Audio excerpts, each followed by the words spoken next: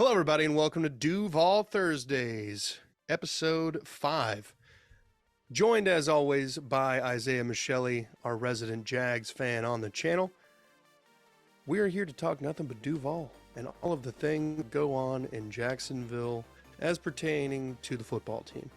I don't really know much about the city other than Isaiah just divulged the Jumbo Shrimp team in the minors. We are not in minors, to be frank here. All right. Well, yes. Go Jags. Go Jags. We had a like goal last episode of 10, and we hit 14 as of the time of this recording. So we have a new like goal of 15 on the next 15. episode. Let's go ahead and get it, Jags Nation. We're doing like goals from here on out. And we're trying to pump our numbers up. Hit the subscribe button. 328 is what we were at the time of this recording. So please help us get to 1,000. That would be great. Please. Hold on, bud. It's okay. Just, can you shut the door? Go Jags. Anyway, so without any further ado, let's get into this pod. There are reports that Trevor Lawrence and Calvin Ridley finally got some reps together after that landmark trade. Honestly, if he plays well, this is a fleecing by the Jaguars. Oh, yeah. So that's got to be good. Gotta be. 100%. And that frees up Christian Kirk, too, to do his magic. You know, that gives us...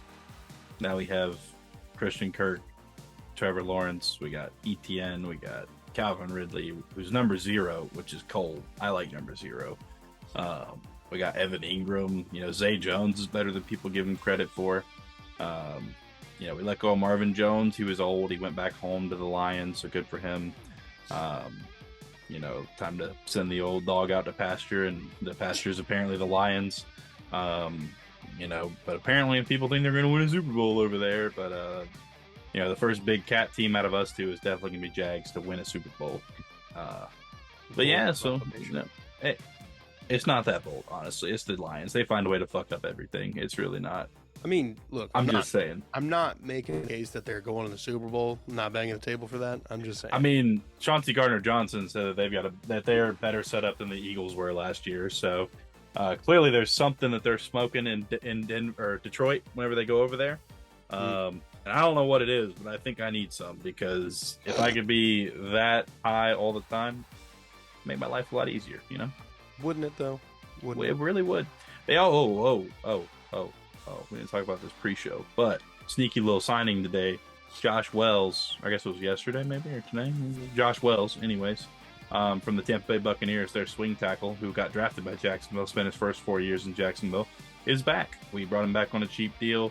He'll be our new swing tackle for the season. That way we're not worried about drafting somebody in the first, second, or third round. That was kind of something I was worried about, was drafting a tackle way too early and ruining one of our early picks. So now we'll have Cam Robinson, on the left tackle, but Walker Little at right tackle. Excited about that. And then Josh Wells for whenever Cam Robinson inevitably goes down. We'll see if they move Walker Little to left, or if they're going to put Josh Wells in, plug him in at left, and let Walker Little stay at right. But, it'll happen, but we'll see what happens. We also signed another guy.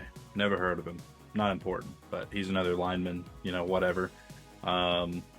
Really just been some under the radar signings, nothing crazy, just some depth pieces. Dearness Johnson was definitely my favorite out of all the signings so far.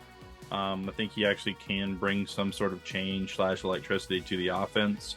The Ridley trade, like you said, it's like a thick jacket in the winter. It was fleece for sure. Even if he signs to a long-term deal, we're out, a 5th this year and a 2nd next year for a, arguably top 10, top 5 receiver before he went out. Yep. Okay, cool.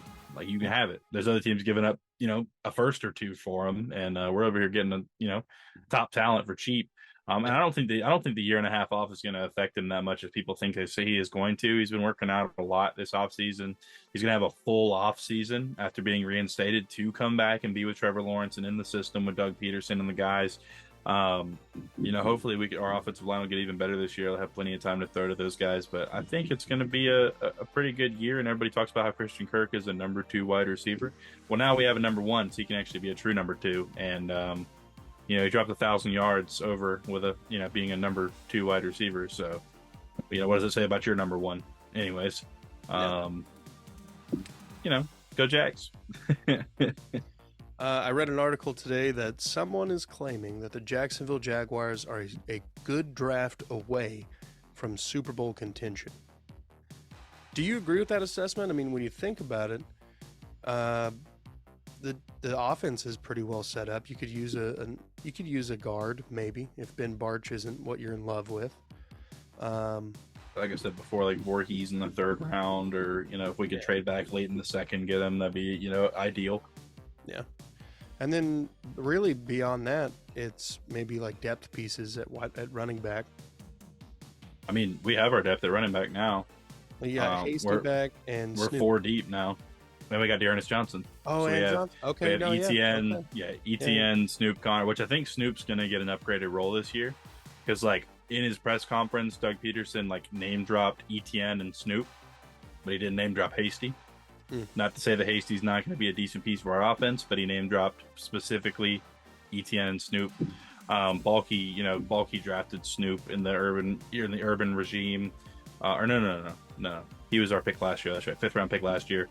And he's about the same size as ETN almost. He's a little bit more of a power runner though. He's a little more between the tackles guy, but he started getting some carries towards the end of the year last year when they were kind of resting some people in the last couple games. He looked better than he did all season, so we'll see what he can do. But it's gonna be interesting on offense. Defensively, I mean, I wouldn't be surprised if our first pick is either like Brian Branch, Christian Gonzalez if he falls that far.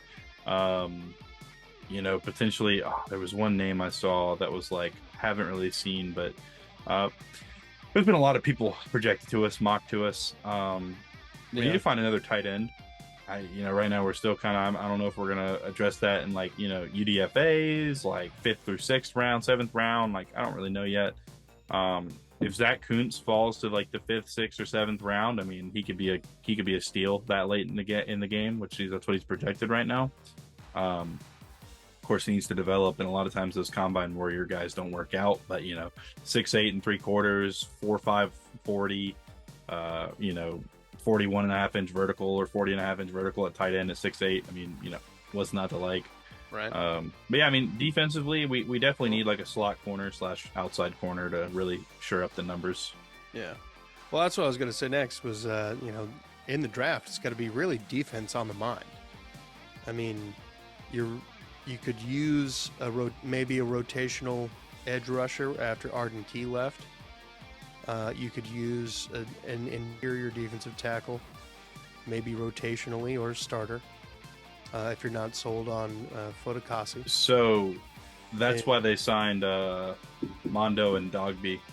So we'll see how that rotation goes out. I think they're trying to kind of not invest more high to mid draft capital into those positions, because that's all we've done for the past. Exactly. But yeah, no, we definitely could use another rotational guy. Probably not interior D-line. I don't really know about that one. You got Hamilton. Yeah, we got Hamilton. Fotokasi's going to be back and healthy, hopefully. We got Henry Mondo. He's 285, 290, somewhere in that range. So he's not quite, $300, but he's close. And then we've got guys like Roy Robertson Harris and Dogby that can slide inside if they need to. I'm sure we could grab somebody, but I doubt it'll probably be like a day 3 pick or something, somebody to compete for a spot. Yeah. We also have Jeremiah Ledbetter still as well. When I use the word rotational, I assume at least a late day 2 or day 3. But like really the focus, and as you mentioned pre-pod, is got to be improving the pass coverage, right? So, yeah, I mean, what was the stat you hit me with before? Yeah, so Jacksonville was 30th or 31st in pass rush DVOA, but they were top 10. So, man, I knew I should have looked up the acronym. DVOA, NFL, meaning It's like, damn it, where'd it go? There we go. Defensive adjusted value over average. So it's calculated team success based on the down and distance of each play during the season, then calculates how much more or less successful each team is compared to the league average. Okay. So Jacksonville was like 30th or 31st in defensive DVOA, but we were top 10 in both pressures and pass rush win rate. So clearly that tells us that something on the back end in our linebacking core is not having coverage enough, which one of the big things I said all throughout the season that I was getting tired of was, literally like Foye Oluokun, who is a straight monster in coverage and against the run, led the league in tackles while, holding Devin Lloyd's leash and pointing him, like literally during plays, like in coverage, yelling and pointing to him where to go during the play. Like you free up Fodaka, or you free up Oluokun, he doesn't have to do that anymore. Like Devin Lloyd and Chad Muma get an offseason to really develop. I think Muma is a better intellectual player in terms of the way he plays. I think Devin Lloyd's a little bit more of a freak athlete where he's, they're roughly the same size, but, Lloyd is naturally that size versus Muma put on the weight where he used to be a safety. And he's got some really good athletic traits, but those guys getting better in coverage is definitely going to help. Having some packages too, potentially, where they walk Trayvon Walker or Josh Allen down, prospectively, and have like Lloyd go to outside and have, Muma and Oluokun inside and then Lloyd on the outside wherever they walk down. There's a lot of potential for packages they can run with the personnel they have, with how athletic and also how strong they have the defense. So we'll really see. Mike Caldwell runs a 3-4 hybrid defense. It's a hyper attacking defense. They constantly want to pass rush 4, 5, 6 guys every play. So we'll just have to see. I think he was people will want to complain about him. I think realistically he was kind of hindered by Lloyd's development. And then Muma kind of having to jump in after he played the preseason. They took him out for a while. I think he was kind of hindered by some of the pieces he had on defense, and I don't know why it took so long for them to move, Williams outside, but it is what it is. We'll see what happens. The draft, I think top, I think 24, we're going corner or, nickel / safety. I don't see us going interior D-line, edge, or tight end there. Yeah. Definitely not tackle, especially with the signing of Josh Wells. Yeah, it has to be the secondary addressed first and then everything else. Because at this point, honestly, you're only a few pieces away. And the pieces that are, developing at least. Yeah. If you can get to a point where in the future all you're drafting is, people you're going to develop, either the draft picks become less valuable to you and you can trade them for all-star players. Oh, that's the point. Or you start Belichicking it and just keep hitting home runs on everyone because they're not needed, but you do have time to develop all these players who could be needed. Well, apparently they're shopping Mac Jones around, so yeah, I hear that. We'll see where that goes. Maybe he can go to Tennessee and drag him down even more into a deeper hole. Actually, probably the Colts. Now they don't have to draft a quarterback. They can just trade for Mac Jones with the 4th overall pick. The quarterback carousel continues. Jeff Steckel just had a heart attack. Oh yeah, he is currently writhing in pain on the floor. Oh man, that'd be awful. Be hilarious. Just their games were already bad to watch last year. Oh yeah, but with Mac Jones, 3rd round pick. You're saying you're not for a 3rd round pick. You're saying you're not kicking the tires on Mac Jones? Kicking the tire? He's younger than me. He's 24. I'm just saying. Are you kicking the tires on Mac Jones? Not an old man. Yeah, but he's not Terrell Owens trying to come back. The fact that the Patriots are thinking about starting what's his face, Zappy over him, and he was a top 10 pick or whatever he was. You like at this point, you're kicking the tires. He's a borderline bust. Like, I guess. I'm just saying for a 3rd round pick, you're not like if you're the Colts and you can get him for a 3rd, you're not trying that, and you can still draft the quarterback high and have a competition. I think the Ballard would lose his job like almost immediately. Like they'd be like, really? You're gonna send more mid-round picks? He's still there now. I know. After all these anyway, he's still there. That's not our show. We'll get into that. Yeah, you're right. We'll get into that later. But as for it pertaining to DUUUVAL, and Duval Nation, who needs to help us get that light goal. That's right. The Jags are in the driver's seat. There's really every other team in the division has so many holes in it. There are teams who are making strides to filling those holes, and there are teams going on the opposite direction of creating more holes, a la the Tennessee Titans. Oh, for But sure.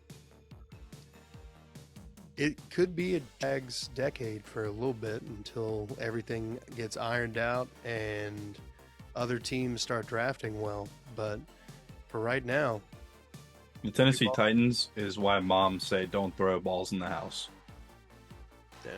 They're just putting holes in every wall, and they're just, mom's not home. Yep. Nobody's stopping them. Yep. We'll see, though. They might, Rand Carthen might have some sort of evil genius plot, but that's a talk for Tuesdays. Yeah, that's fine. I keep seeing all this stuff about the 49ers trading Trey Lance to him, but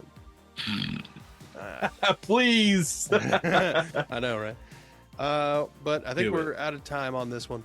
So, folks, again, hit the like and subscribe buttons. 15 like goal on this episode. You guys can help us be a part of that. Trying to hit 1,000. You can help us be a part of that and reach new people who will enjoy what we have to offer. So, from us to you, thank you for watching. Isaiah, thank you for joining me. And Thank you. Thank you all. Be good people.